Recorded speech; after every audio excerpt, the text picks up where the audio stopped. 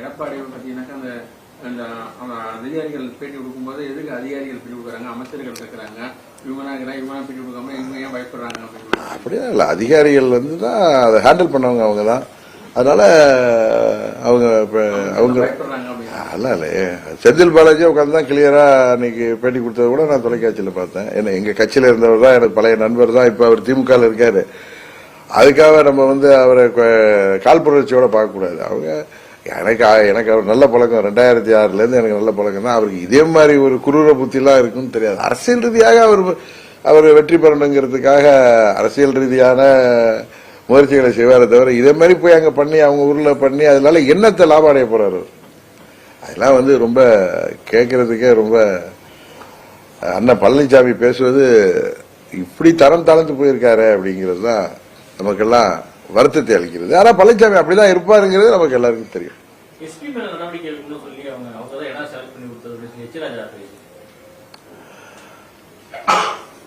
எல்லார் மேல நிறைவேற்றிருப்போம். முதல்வர் மேல, துணை முதலமைச்சர் மேல, அத்தனை அமைச்சர்கள், அந்த additional DGP, IG law and order, இல்ல அங்க யாராரு சம்பந்தப்படுத்திருக்காங்க கான்ஸ்டபிள் வரைக்குமே அந்த 500 பேர் பாவம் காவலுக்கு இருந்தாங்களா அவங்க வரைக்குமே எடுத்துட்டா கூட ஹெச் ராஜாவுக்கு அதுல திருப்தி இருக்குமே. நல்ல படித்தவர், பெரிய மனிதர், நல்ல நண்பர் எனக்கு. அவர் ஏன் இப்படி பேசுறாரு?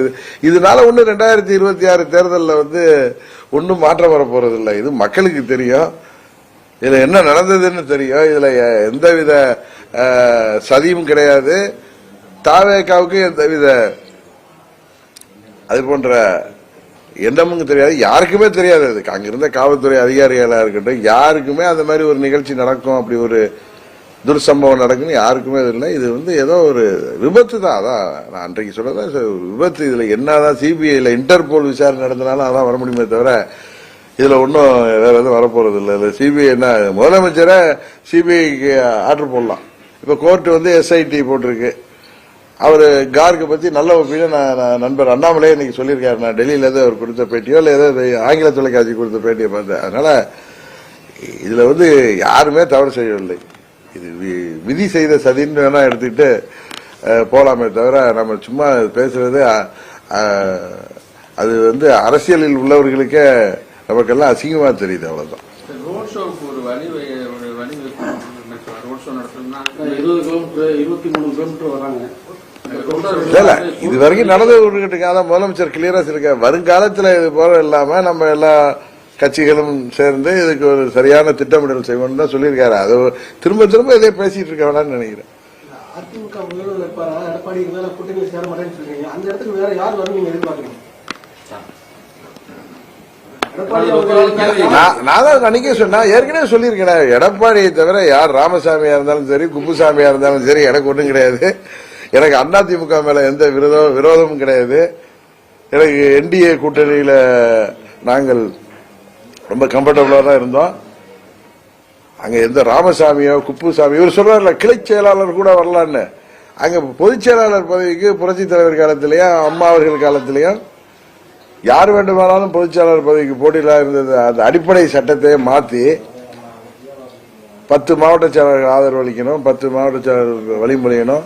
இதற்கு முன்பு 5 ஆண்டுகள் ஏதோ அவர்கள் தலைமை கழக நிர்வாகம் இருந்துட்டு யாருமே நிக்க முடியாத மாதிரி இவர் தான் பொதுச்செயலாளர் இருக்கிற மாதிரி அவர் ஹைவேஸ் மினிஸ்டர் இருந்தப்ப டெண்டர்ல எல்லாம் பண்ற மாதிரி இதுலயே ஒரு டெண்டர் ஸ்டைல்ல இதுல பைலாவே மாத்திருக்காரு.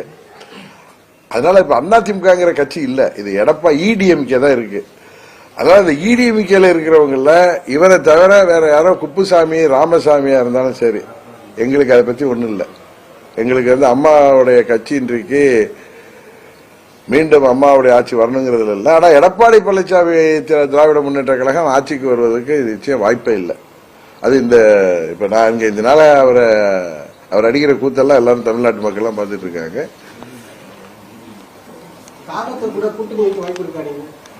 நாங்க சார் இந்த நேரத்தில் எந்த கூட்டணி பத்தி வந்தா டிசம்பர்ல தான் சார் அதை பத்தி முடிவெடுப்போம். நாங்க எங்க கட்சி